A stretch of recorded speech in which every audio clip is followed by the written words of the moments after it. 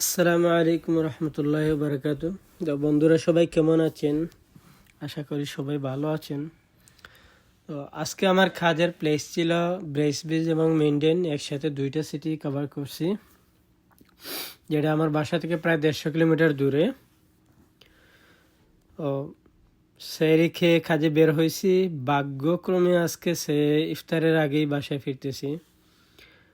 Maximum day হচ্ছে আপনার সেহরি খেয়ে বের হওয়া লাগে এবং ইফতারটা কাজের স্পটেই করা লাগে। আসলে প্রবাসীদের জীবনে কাজ ছাড়া কোনো কথাই নেই। ঈদের দিন বলেন, রমজান মাস বলেন, যে কোনো দিনই বলেন, তাদের ছুটি, আনন্দ, আমেজ বলতে কিছু নেই।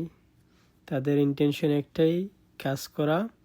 কেউ কেউ অবশ্য কাজকে আনন্দের সহিত উপভোগ করে। মূল থিম হচ্ছে একটা আর্নিং, পরিবার পরিজনকে নিয়ে একটু সুখে শান্তিতে থাকা। সুখে শান্তিতে বলতে এখানে নিজের কোনো সুখ নেই, পরিবারের মানুষকে সুখে রাখতে পারলেই এখানে নিজের একটু তৃপ্তি। এটাই মূলত প্রবাসীরাই করে। নিজের জীবনের কোনো আশা আকাঙ্ক্ষা বলতে কিছু নেই।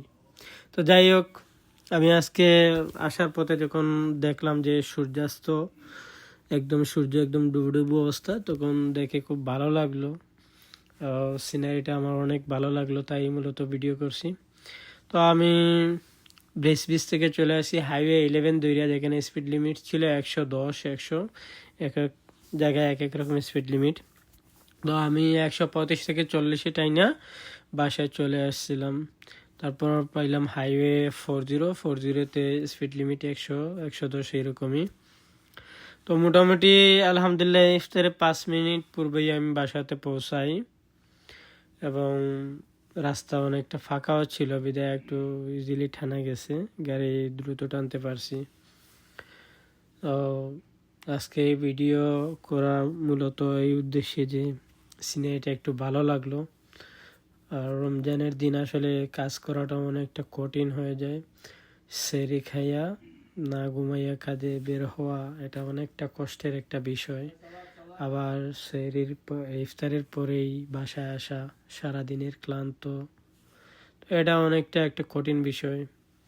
যাই হোক, সবাই দোয়া করবেন আমার জন্য, আপনাদের জন্য অনেক অনেক দোয়া এবং ভালোবাসা।